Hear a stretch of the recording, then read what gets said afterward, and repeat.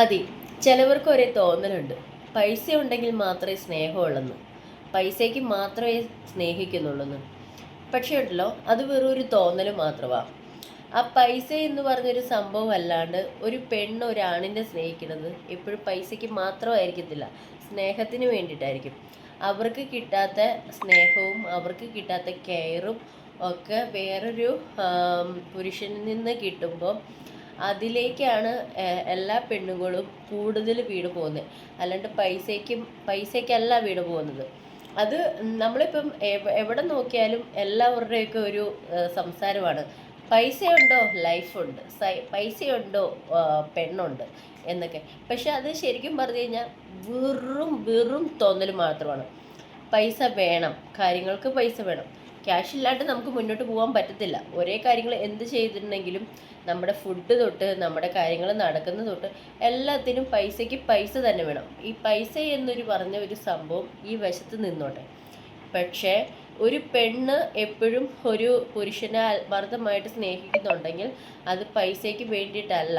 ആ തോന്നലില്ല, ആ ചിന്താഗതി, ഈ ആണുങ്ങൾക്ക് വരുന്ന ഈ ചിന്താഗതി ഉണ്ടല്ലോ, അത് വേണം ആദ്യം മാറ്റാൻ.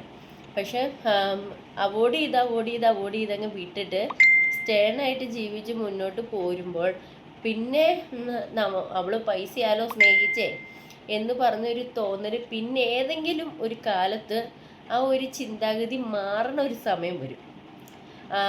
അവൾ എന്നെ ആത്മാർത്ഥമായിട്ടുമാണ് സ്നേഹിച്ചേ എന്ന് ഒരു തോന്നുന്ന ഒരു ചിന്താഗതിയില്ലേ, ആ ചിന്താഗതി എന്നെങ്കിലും ഏതെങ്കിലും ഒരു കാലത്ത് വരും. പക്ഷെ അത് വരുമ്പോഴത്തേക്കും എന്നായി, ലൈഫ് ആകെ മറിയും. അപ്പോൾ ഇപ്പോൾ ഓടിക്കൊണ്ടിരിക്കുന്ന ഒരേ ദിവസം ഒരേ സമയം അത് എപ്പോഴും ഒരേപോലെ ആയെന്ന് വരത്തില്ല. മുന്നോട്ട് പല ജീവിതം പലതിൽ തന്നെ. ഇപ്പം നാളെ നമ്മൾ ഫോൺ വീണു. നാളെ നമ്മൾ നേരം വെളുക്കാൻ നേരത്ത് ഇന്നിപ്പം നേരം വെളുത്തു, ഇന്ന് രാവിലെ നേരം വെളുത്തു, ഇന്ന് കണ്ട അതേ ദിവസം അതേ വ്യക്തി അതേ ഫുഡ് അതേ ഇതാണോ നമ്മൾ കാണുന്നത്? അല്ലല്ലോ. ഒരേ ദിവസം നേരം വെളുക്കുമ്പോഴും എല്ലാം ഡിഫറെൻ്റ് ആയിട്ടല്ലേ നമ്മൾ കാണുന്നത്. അപ്പം അതുപോലെയാണ് ജീവിതവും. അപ്പോൾ നമ്മൾ അവോയ്ഡ് ചെയ്ത് വിടുമ്പം നമ്മളെ തേടി വരും, നമ്മളെ കാത്തിരിക്കും എന്നൊന്നുമില്ല. കാരണം തേടി വരുന്നതിനും കാല് പിടിച്ച് വരുന്നതിനും ഒക്കത്തിനും ഒരു ലിമിറ്റുണ്ട്. ലിമിറ്റേഷൻ കഴിഞ്ഞാൽ അവളാവട്ടെ അവനാവട്ടെ, ഞാൻ ഇത്രയും വട്ടം കാല് പിടിച്ച് പോയി, നമ്മളെ ഇങ്ങനെ പട്ടീനെ ആട്ടണ പോലെ ആട്ടിയല്ലേ വിട്ടേ എന്ന് സ്വാഭാവികം ആർക്കാണെങ്കിലും തോന്നും. പെണ്ണിനാണെങ്കിലും തോന്നും, ചെറുക്കനാണെങ്കിലും തോന്നും.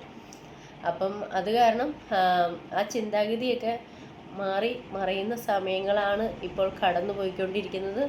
അപ്പം ജീവിതത്തിൽ ഇനി എവിടെ പോയിട്ട് അവസാനിക്കും എന്നൊന്നും പറയാൻ പറ്റത്തില്ല.